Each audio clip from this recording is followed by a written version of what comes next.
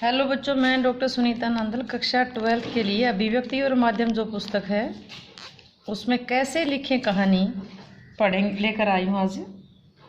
आओ पढ़ते हैं कैसे लिखें कहानी। कहानी के स्वरूप और परिभाषा पर प्रकाश डालिए। प्रश्न है, कहानी के स्वरूप और परिभाषा पर प्रकाश डालिए। कहानी हमारे जीवन से अत्यधिक जुड़ी हुई है, बल्कि यह हमारे जीवन का अविभाज्य अंग है। जीवन में प्रत्येक व्यक्ति कहानी सुनता भी है, सुनाता भी है। हो सकता है उसके द्वारा सुनाई गई कहानी का स्वरूप कुछ अलग हो। जब कोई व्यक्ति किसी बात को घुमा फिरा कर कहता है तो सुनने वाला व्यक्ति कहता है कि मुझे कहानी मत सुनाओ, मुझे असली बात बताओ। जहाँ इस बात का उल्लेख करना आवश्यक होगा कि प्रत्येक व्यक्ति अपने अनुभवों को बांटना चाहता है, दूसरों के अनुभवों को सुनना चाहता है। अन्य शब्दों में हम कह सकते हैं कि हम सब अपनी बातें अपने साथियों को सुनाना चाहते हैं और उनकी बातों को सुनना चाहते हैं। इसलिए प्रत्येक व्यक्ति में कहानी लिखने का भाव विद्यमान रहता है। कुछ लोग इस भाव का विकास कर लेते हैं और कुछ नहीं कर पाते। अतः कहानी मानव मन की जिज्ञासा, उत्सुकता और कौतूहल को शांत करने में सहायक होती है। आज भी कहानी साहित्य की लोकप्रिय विधा कही जा सकती है। कहानी बहुत पुरानी है। विश्व की प्रत्येक भाषा में हमें कहानी साहित्य प्राप्त होता है। उदाहरण के रूप में भारत में पंचतंत्र की कहानियाँ काफ़ी लोकप्रिय है। पंचतंत्र की कहानियाँ पशु पक्षियों से संबंधित होती, जानवरों से संबंधित होती हैं। कहानी किसी एक की नहीं होती, कहानी कहने वालों सुनने वालों की होती है। अक्सर नानी दादी से हम कहानियाँ सुनते रहते हैं, परंतु कहानी क्या है, इसके बारे में विद्वानों ने अलग अलग परिभाषाएं दी। कहानी के बारे में कोई सर्वसम्मत परिभाषा नहीं दी जा सकती। वह यहाँ एक दो परिभाषाएं दी जा रही हैं।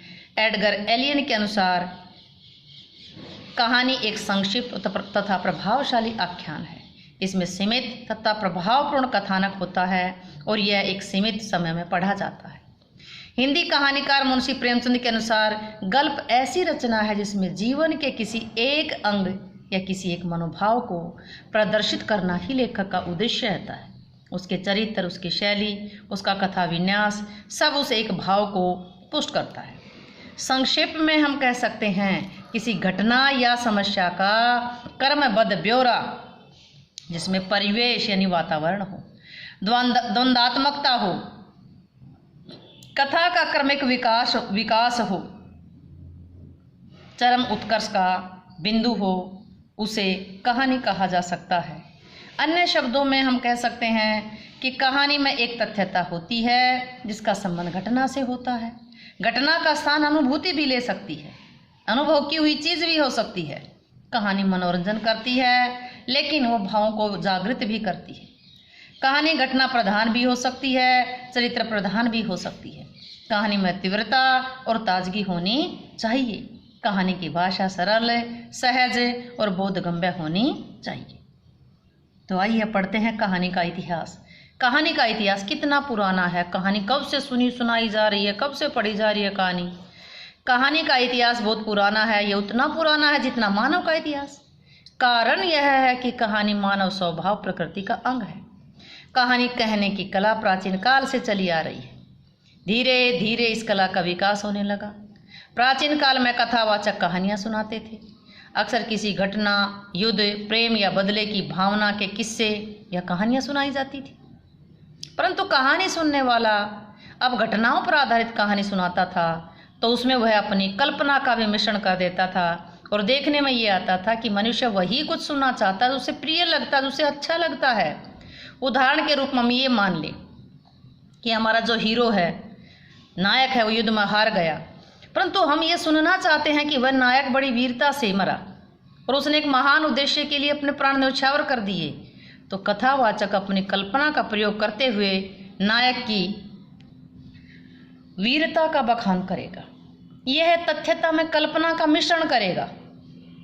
ऐसा करने से श्रोता न केवल कथावाचक की प्रशंसा करेंगे बल्कि उसे इनाम भी देंगे। मौखिक कहानी की परंपरा हमारे देश में प्राचीन काल से चली आ रही है। यह परंपरा देश के अनेक भागों में भी विद्यमान है। विशेषकर राजस्थान में मौखिक कहानी की परंपरा लंबे काल से चली आ रही है। प्राचीन काल में मौखिक कहानियाँ काफ़ी लोकप्रिय होती थी। इसका मुख्य कारण था उस समय संचार का कोई माध्यम नहीं था। यही कारण है कि धर्म प्रचारकों ने अपने सिद्धांतों तथा विचारों का प्रचार करने के लिए कहानी का आश्रय लिया।